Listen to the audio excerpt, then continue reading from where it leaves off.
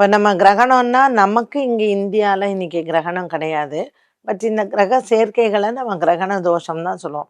So இன்னைக்கு குழந்தை பிறக்கிறதுன்னு வச்சுக்கோங்களேன். இன்னைக்கு உலக அளவில் எல்லா இடங்கள்லையும் குழந்தை பிறக்கிறது.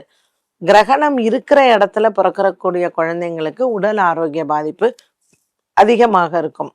இப்போ இங்கே இந்தியாவில் நம்ம சென்னையிலே எடுத்துக்கோங்களேன். சென்னையில் இன்னைக்கு ஒரு குழந்தை பிறக்கிறது அப்படின்னா இதுக்கு ஹெல்த் வைஸ் இருக்குமா அப்படின்னா 100% நரம்பு சம்பந்தப்பட்ட பிரச்சனை வரும்.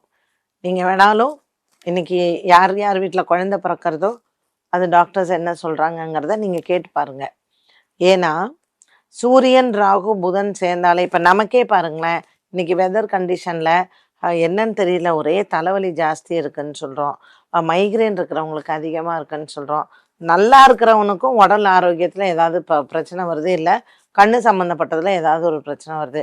ஸோ பொதுவாகவே இந்த கிரக சேர்க்கையில் நல்லா இருக்கக்கூடிய ஆரோக்கியமாக இருக்கக்கூடியவர்களுக்கும் ஒரு உடல் அசதி வரும், இல்லை ஒரு மனச்சோர்வு அப்படிங்கிறது வரும்.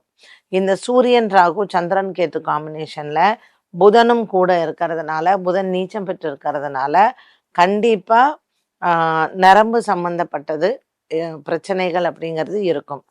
இது மட்டும் அல்லாமல் இன்னைக்கு பிறக்கக்கூடிய குழந்தைகளுக்கு நீங்கள் சுக்கிரன் குரு பரிவர்த்தனை யோகம்னு சொல்கிறது. குரு வீட்டில் சுக்கிரனும் சுக்கிரன் வீட்டில் குருவும் பரிவர்த்தனை யோகமாக இருக்குது.